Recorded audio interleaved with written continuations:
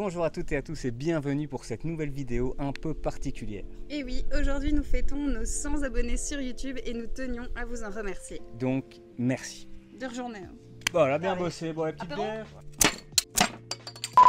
Mais en plus de simples remerciements, nous avons décidé de vous proposer un tout nouveau jeu. Un tout nouveau jeu exclusif à cette chaîne que nous avons créé de nos propres mains. Le jeu s'appelle Mystic Trader et comme le nom l'indique, vous allez incarner des traders de marchandises magiques. Votre objectif sera de devenir le plus riche possible en achetant des marchandises magiques au prix le plus bas et en les revendant au meilleur moment. C'est donc un jeu compétitif qui se joue de 2 à 5 joueurs. Le jeu est d'ores et déjà disponible sur Tabletop Simulator, on vous met le lien en description. Allons tout de suite voir ce que ça donne.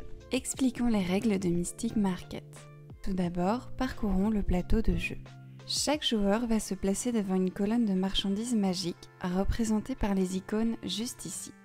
À côté, vous trouvez un encadré blanc modifiable qui représente votre stock de cette marchandise. Plus haut, vous trouvez votre réserve d'or ainsi qu'un D20 que vous utiliserez pour déterminer votre initiative à chacun de vos tours. Chaque partie comprend 10 tours qui sont représentés par le compteur ici en haut à gauche. Vous avez également le deck des différents événements qui se situe juste en dessous. Et enfin, nous avons le tableau du marché avec la valeur en or des différentes marchandises qui variera en fonction des événements, des dés de fluctuation et de vos actions en tant que joueur. Pour finir, sur la droite du plateau, vous retrouverez une calculatrice ainsi que les règles et une carte de rappel de tour de jeu pour vous aider dans votre partie.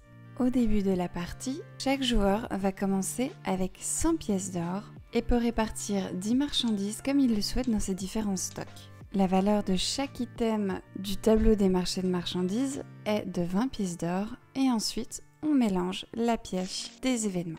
Commençons la partie.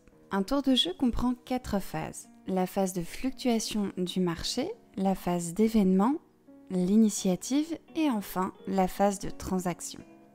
La première phase concerne donc la fluctuation du marché. Pour cela, nous allons lancer les différents dés de fluctuation et résoudre leurs effets. Dans notre exemple, l'herbe de mana va garder son prix, les flammes éternelles vont être augmentées de 1 pièce d'or, les cristals de vent de 2 pièces d'or, l'essence d'ombre va perdre pour une valeur de 3 et les cœurs d'étoiles vont subir une grosse diminution de 10 pièces d'or. La deuxième phase consiste à venir piocher une carte événement. Les effets de ces cartes peuvent diminuer ou augmenter la valeur d'une ou plusieurs marchandises de façon plus ou moins importante. Une fois la carte tirée, résolvez son effet. Petit rappel, pour effectuer le calcul d'un pourcentage, il suffit de diviser le nombre par 100 et de multiplier le résultat par le chiffre ici. Par exemple, prenons la carte de l'éclipse solaire. Elle nous indique que la valeur des essences d'ombre va être augmentée de 10%. Nous allons donc faire 10% de 17 gold. Nous allons donc faire 17 divisé par 100 fois 10. Nous arrivons donc à un résultat de 1,7. Dans ce jeu, si vous ne tombez pas sur un chiffre rond, il suffit de l'arrondir. Les 10% valant 2, nous allons donc monter le prix jusqu'à 19. Les cartes événements contiennent également des cartes enchères. Ce sont des cas un petit peu plus particuliers. Prenons celle-ci en exemple. Nous allons tirer un des 20 qui va nous indiquer la quantité de flammes éternelles qui sera mise en enchère. Chose importante à savoir, ce que vous achetez aux enchères ne va pas influencer le tableau des marchandises. Il n'y a donc aucune modification à faire au niveau de la valeur des marchandises. Les joueurs vont donc faire des enchères afin d'essayer d'obtenir les 17 flammes éternelles s'ils le souhaitent. Ce sera le plus offrant qui obtiendra le lot. La troisième phase consiste à déterminer l'initiative des joueurs. Pour cela, tous les joueurs tirent un des 20.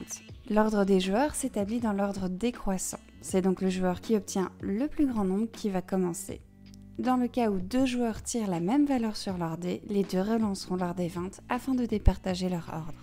Vient pour finir la phase de transaction. Lors de cette phase, chaque joueur est obligé de réaliser au moins une transaction, que ce soit un achat ou une vente.